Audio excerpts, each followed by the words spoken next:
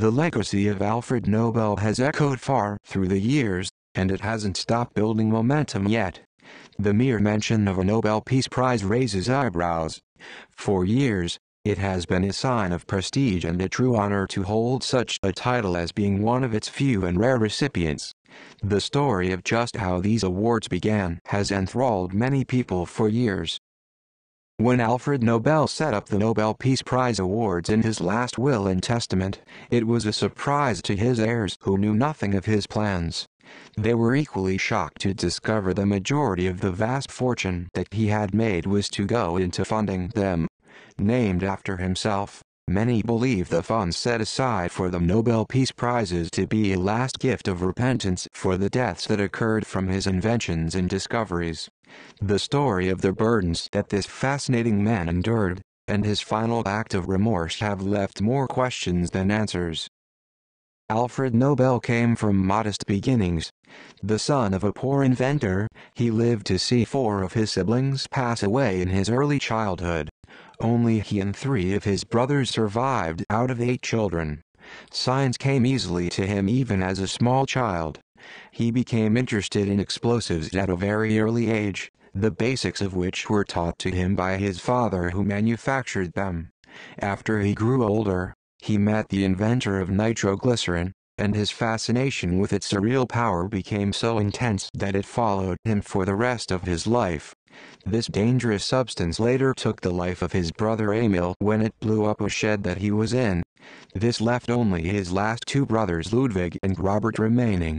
Undeterred, Alfred worked furiously to find a way to stabilize and control its raw power. Alfred Nobel went on to invent a multitude of kinds of explosive devices that were used in wars, construction, and mining. Some of them included a jelly-like substance that could be inserted into bored-out holes called gelignite, and also cordite, ballistite, the blasting cap, dynamite, and the detonator. In total he held 355 patents. He also invented gunpowder, which has been used in many types of guns. Even with all of his accomplished work, it was only through his investment in his brother's oil fields that he became wealthy. Though he strangely believed himself to be a pacifist, his work took the lives of countless people and caused horrific damage and destruction. Though he is gone, his inventions are still being used to this day to harm people, brides, and buildings in wars.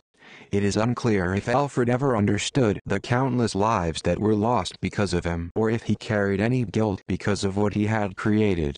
It is believed that it was his brother Ludwig's death that might have caused a change of heart within him though.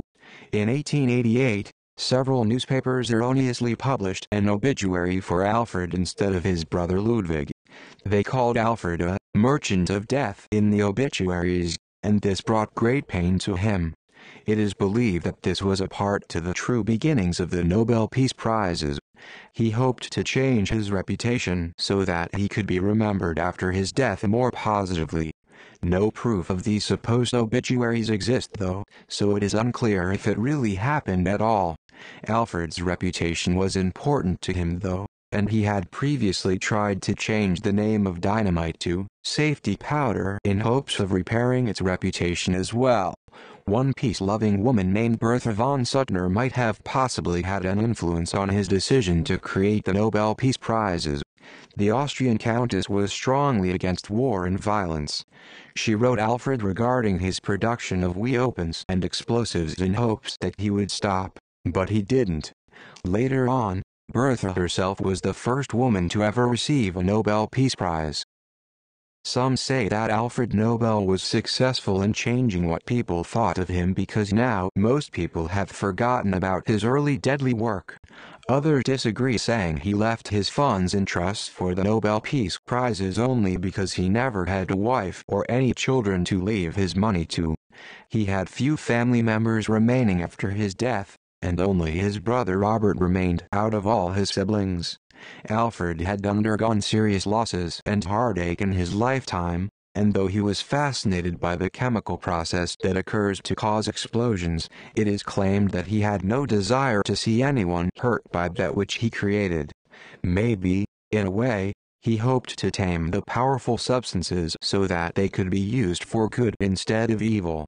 It is hard to surmise this as a real possibility though, because of the money that he made manufacturing explosives for many years. The recipients of the coveted awards receive a hefty amount of money, which is approximately $1.3 million if they are the sole prize winner, or it is less if the award is shared among others. They are also awarded a diploma which is presented to them at an expensive awards dinner. As laid out in Alfred's last will and testament, they also receive a medal that is made of a 24-karat plated 18-karat solid green gold piece featuring a picture of Alfred Nobel on it. No one knows for sure what exactly Alfred's true intent was and why he created the Nobel Peace Prizes for sure, but they have aided in supporting those responsible for many incredible scientific discoveries that have helped humanity and many others who have contributed to peace. Maybe the most important part of the Nobel Peace Prizes that should be remembered is that they were started by a man who longed for peace but knew that humanity would only be satisfied with war.